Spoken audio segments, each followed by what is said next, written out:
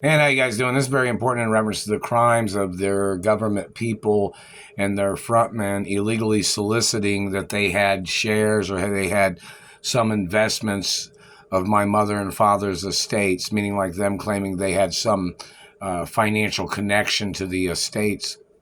They must get prosecuted for false advertising that. They must get prosecuted for false advertising that somebody else was the heir to the estates.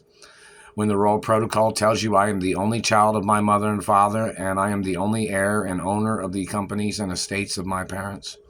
So anybody advertising or illegally or trying to solicit anybody else as being the owner or the relative of my mother and father as their way of trying to steal anything from me or trying to block me from my mother and father's estates or blocking me from my rights or privileges or lawsuit monies or anything, or blocking me from having relationships with females that are interested in dating me that I'd be interested in.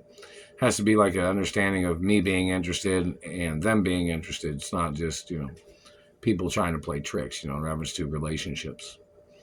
But, in reference to the information of government illegally using satellites to torture me and then to slander my character, them damaging my teeth, causing lifetime permanent damage to a missing tooth that they had done, and that is attempts of murder. The Royal Protocol said I'd had full body injuries when I was little, and it says do not ever touch me no matter what anybody's problem is, no matter what their history is, no matter what they want, no matter what they don't want, no matter what to make up any excuse of doing, no matter what their political agenda is, no matter what their race, religion, creed, cult, or family beliefs or anything.